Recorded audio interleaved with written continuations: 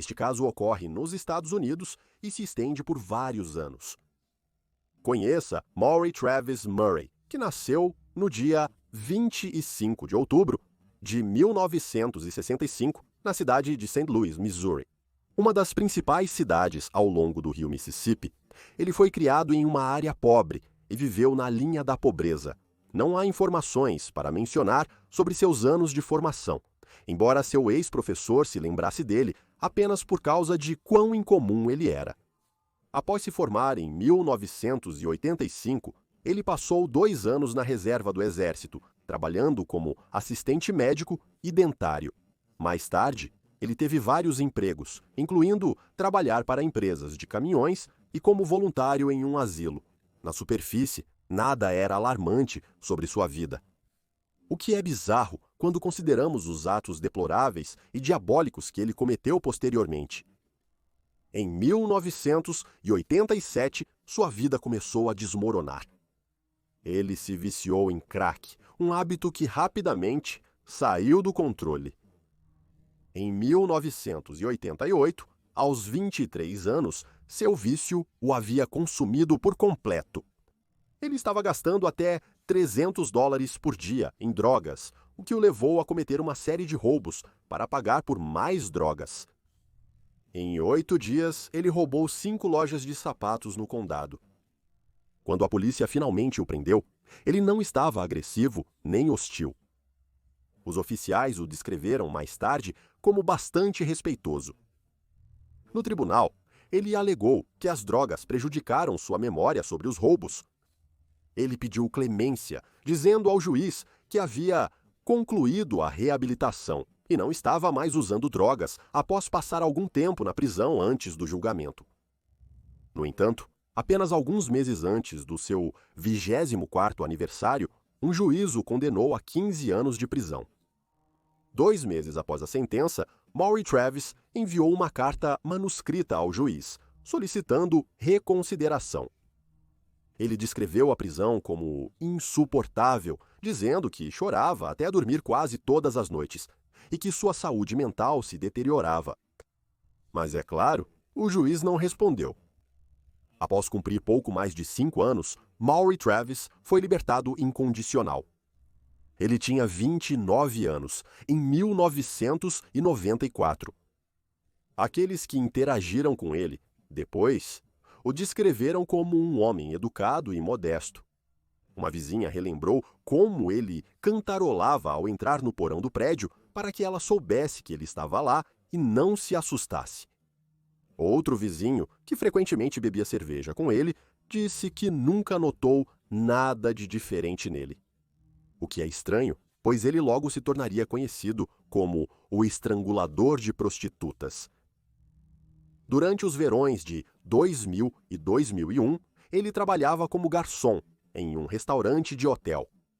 Um dia, um colega de trabalho chamado Dave mencionou que o carro roubado de um amigo havia sido encontrado queimado em East St. Louis. Maury não pareceu surpreso. Ele comentou casualmente que East St. Louis era um bom lugar para descartar coisas porque a polícia não patrulhava a área com frequência. Dave pensou consigo mesmo que aquele era um comentário estranho a se fazer. Porque Maury seria um especialista em saber onde a polícia não patrulha. Isso fez com que o colega desconfiasse dele. Maury também tinha uma namorada, uma mulher chamada Julie. Na época, Julie estava trabalhando como estagiária para a KDL News, e ela se lembra de Maury dizendo algo bastante perturbador. Maury perguntou a Julie se a estação já tinha feito uma reportagem sobre as acompanhantes assassinadas naquele período. De 2000 a 2001, várias acompanhantes foram encontradas mortas, jogadas em East St. Louis e outras áreas. No entanto, isso ainda não era de conhecimento público. A polícia decidiu não informar a mídia ainda. Maury, ao conversar com sua namorada, referiu-se a ela como um serial killer. Julie achou a informação estranha, mas intrigante. Isso despertou seus instintos jornalísticos e ela levou a ideia ao seu chefe na estação. Contudo, o chefe ainda desconhecia esses assassinatos. Menos de 3 meses depois, a polícia anunciou publicamente que provavelmente um assassino em série estava atacando acompanhantes naquela área. Essas eram mulheres afro-americanas, viciadas em drogas e frequentemente vivendo nas ruas. Em St. Louis, a área comum, conhecida por suas casas de crack, era chamada de The Stroll. Pessoas que frequentam The Stroll podem ser vistas andando pelas ruas por dias a fio. Elas têm cabelos emaranhados e vestem as mesmas roupas por semanas. Essas mulheres não possuem moradias fixas ou seguras. Elas estavam expostas e à mercê de seus próximos clientes. Elas trabalhavam para poder comprar mais substâncias ilegais e Maury Travis conhecia essa área. Ele conhecia devido ao acesso a drogas e vítimas vulneráveis. O serial killer que vinha predando essas mulheres era de fato Maury Travis. Até hoje, não há uma linha do tempo dos eventos, mas suspeita-se que Maury Travis tenha feito uma série de assassinatos do dia 19 de março de 2000 até o dia de sua prisão 2 anos depois. O que sabemos é o seu claro modus operandi. Primeiro, Maury percorria a área, observando as mulheres locais da noite, a maioria das quais eram afro-americanas, exatamente como Maury desejava. Quando ele tinha uma mulher em mente, se aproximava dela. Ele parecia agradável, educado, como qualquer outra pessoa buscando seus serviços. Só que ele não era como qualquer outra pessoa. O que ele pretendia fazer estava além do imaginável. Depois de um pouco de conversa, durante uma carona para sua casa em Ferguson, ele as recebia em sua casa. O estranho é que ele filmou essas interações.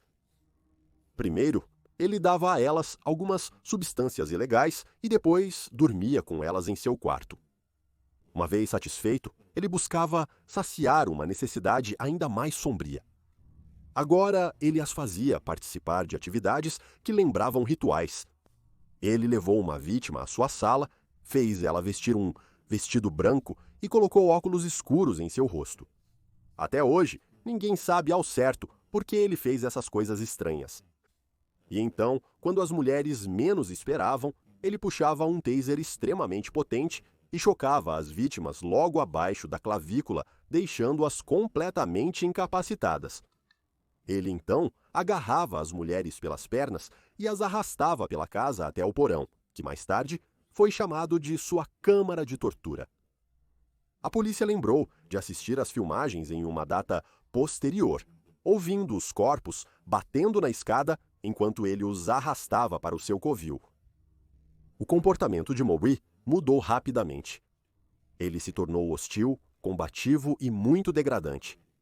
Havia uma única coluna de madeira grossa no centro da câmara de tortura que ele usava para empurrar as mulheres contra.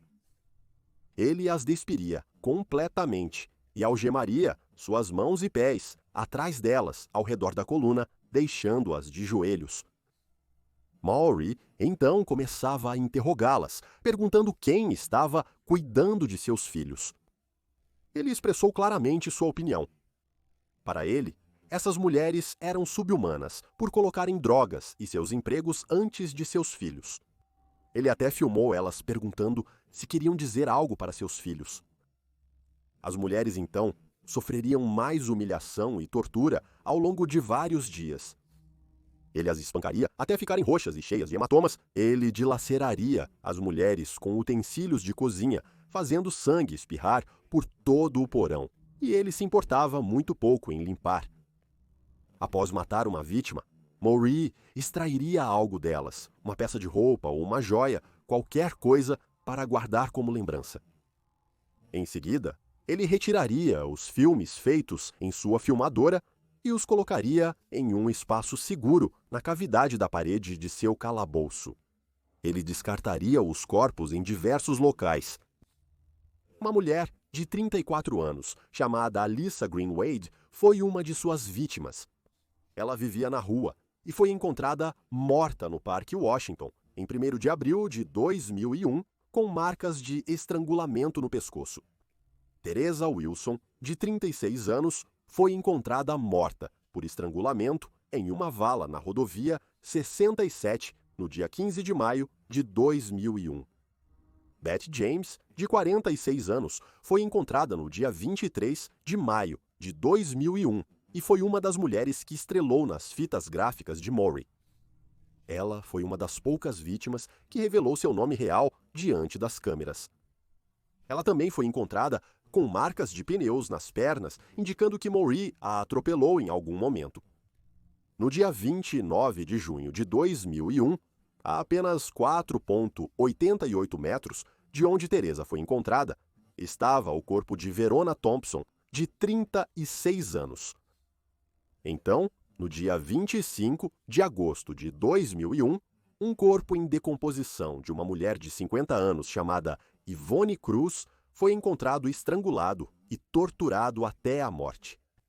Depois, havia Brenda Beasley, de 33 anos, que também foi estrangulada e jogada em algum lixo apenas alguns meses depois. Brenda e Yvonne tinham DNA dentro de suas partes íntimas do mesmo homem. Descobriu-se depois que isso era de Maury. A lista continuou, com uma série de restos esqueléticos descobertos que forneceram pouca informação a respeito da maneira de suas mortes. Maury não se importava com suas vítimas. Teresa Wilson era mãe de uma filha chamada Chastity. Ela levava sua filha ao local onde encontrava seus clientes. Elas se sentavam juntas em um banco perto de um orelhão. Quando Teresa tinha um cliente, ela deixava sua filha no banco por até 1 hora e depois retornava. Então, quando Maury se aproximou de Teresa, ele levou sua mãe, sabendo que iria acabar com a vida dela. Chastity sentou e esperou por sua mãe por horas, para no final ela nunca mais voltar. Ele via essas mulheres como lixo, tanto que despejou muitas de suas vítimas em áreas fortemente vegetadas de rodovias. E principalmente em East St. Louis, alguns dos corpos foram encontrados descartados em locais de despejo ilegais, enterrados sob pilhas de lixo. Durante esse período, a polícia encontrava corpos quase a cada 6 semanas. A polícia teorizou que os assassinatos foram cometidos pelo mesmo autor. Mas, infelizmente, por muito tempo, não houve pistas. Investigadores de homicídios da polícia de Illinois e Missouri e o FBI uniram forças e criaram uma força-tarefa. Mas, novamente, mais corpos apareceram, tendo sofrido um brutal e degradante assassinato com o mesmo modus operandi. A força-tarefa acreditava que o assassino era arrogante, pois às vezes ele deixava os corpos para serem facilmente descobertos. Inicialmente, suspeitaram que o assassino seria um caminhoneiro branco, já que muitos corpos foram deixados em estradas nos arredores da cidade. Porém, com o aparecimento de mais corpos, passaram a acreditar que era alguém que conhecia bem a região. No início da investigação, Maury Travis foi apelidado de o assassino das prostitutas de rua. Demorou meses para a mídia começar a noticiar esses assassinatos. O jornalista Bill Smith escreveu um artigo comovente e audacioso na primeira página sobre as mulheres assassinadas. Ele notou que essas mulheres vulneráveis assassinadas estavam sendo esquecidas, pois poucos compareceram para identificar os corpos. Ele viu isso como uma completa injustiça e acreditava que isso daria ao assassino mais poder para continuar. Mas apenas 5 dias depois, Bill recebeu uma carta peculiar em sua caixa de correio de trabalho. Bill abriu a carta e leu a primeira linha. Estava escrito: bela subhistória sobre Teresa. Bill continuou a ler. Dizia: escreva uma boa história sobre Greenweed e eu te direi onde estão os outros corpos. Para provar que sou real, aqui estão as direções para a vítima número 17. Um mapa foi fornecido com a letra 10 marcando o local. A carta foi entregue à força-tarefa. Assim como descrito, a Lisa foi encontrada no local, marcado em um mapa fornecido a Bill. No entanto, a polícia agora tinha uma pista. Maury usou um mapa digital online para enviar para Bill. Uma equipe de especialistas em análise forense digital foi montada para rastrear o mapa online que Maury usou para direcionar Bill ao corpo de Alyssa. A polícia tinha apenas 5 dias entre a reportagem inicial e o recebimento da carta por Bill para cumprir sua tarefa: encontrar o mapa exato online e determinar quem o acessou dentro desse período de tempo. O mapa era do Expedia.com, que usava exclusivamente mapas da Microsoft. A polícia entrou em contato com a Microsoft para obter dados do usuário, mas a empresa estava relutante em cooperar. Mas uma intimação foi emitida e a Microsoft entregou os dados. O mapa em questão cobria uma pequena seção específica de St. Louis. A polícia esperava que o número de usuários que o acessaram durante a janela de 5 dias pudesse ser mínimo, e eles estavam certos. Apenas um computador havia baixado aquela seção específica do mapa. Rastrear o endereço IP os levou a uma conta do Microsoft Network registrada sob o nome de usuário Maury Travis. Esse nome os levou à propriedade onde Maury Travis morava, a casa que ficava em cima de seu calabouço de assassinatos. No dia 7 de junho de 2002, o sargento Tom Sachs, da polícia de St. Louis, foi à residência de Maury, em Ferguson, pela manhã. Depois de bater na porta, o policial foi recebido por um Maury Travis agitado e sua namorada. As primeiras palavras de Maury Travis para o policial foram: "São 7 da manhã". Tim Sachs respondeu e disse: "Sim, você está certo, e aqui está um mandado de busca". Maury então disse: "Por que você precisa revistar minha casa?" E Tim respondeu, dizendo que ele sabia exatamente por que estavam ali. A polícia acreditava que haviam capturado o estrangulador de prostitutas, mas o que eles não esperavam era a enorme quantidade de evidências esperando por eles. A polícia revistou a casa e rapidamente percebeu que haviam descoberto algo muito pior do que haviam antecipado.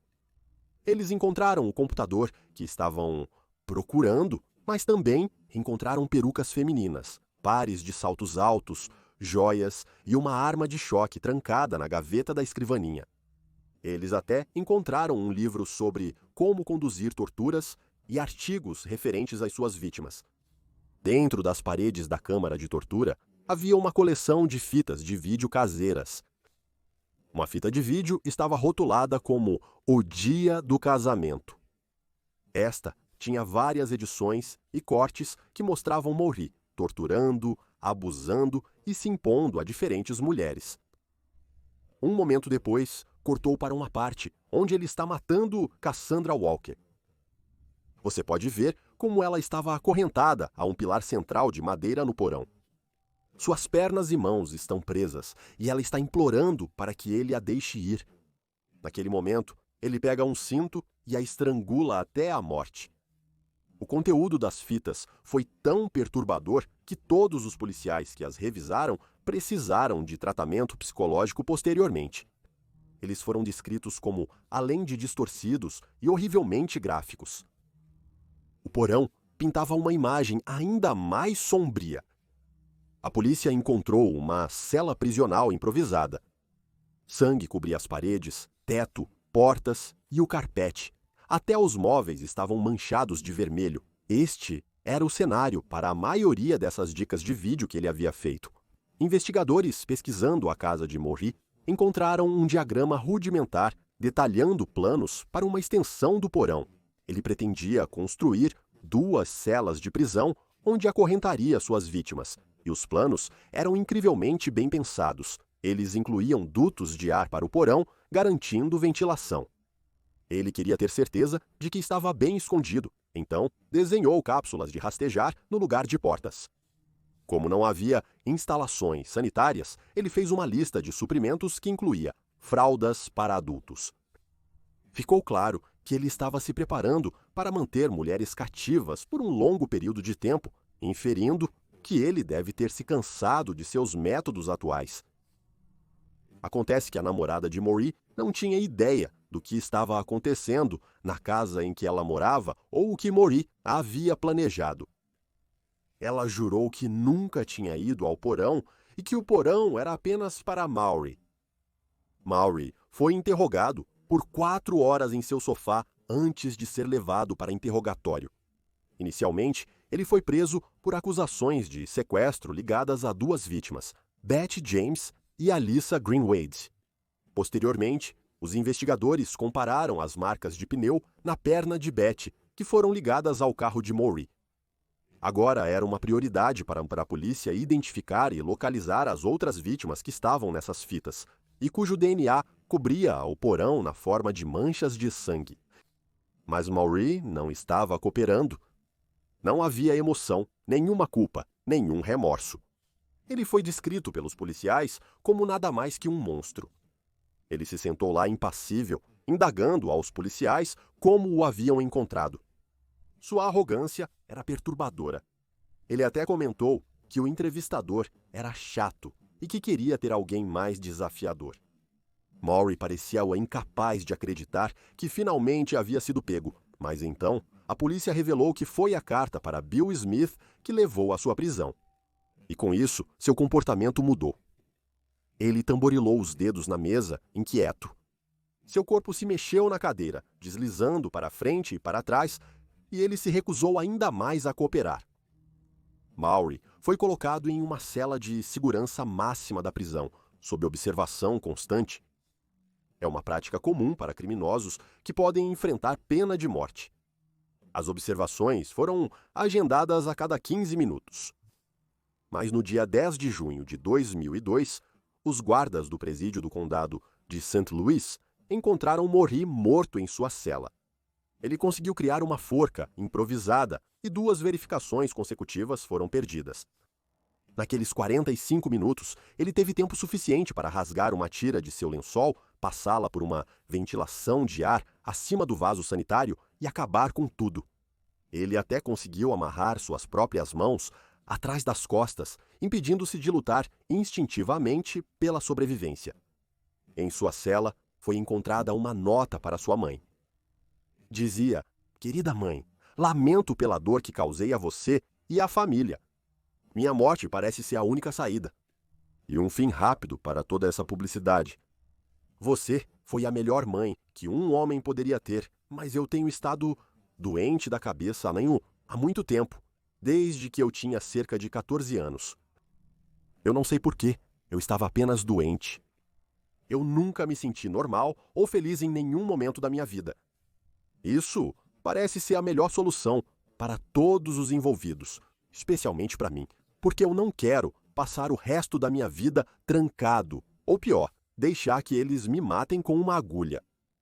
Diga à vovó Marina, James e a todos que eu os amo muito, mas eu te amo mais que tudo.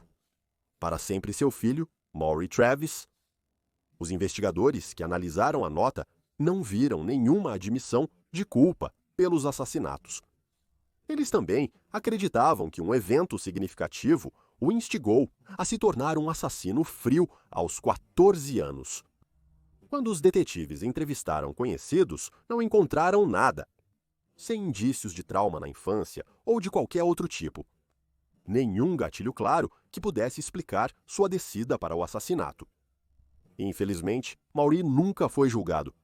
Ele nunca se apresentou diante das famílias das mulheres que manipulou, humilhou e destruiu.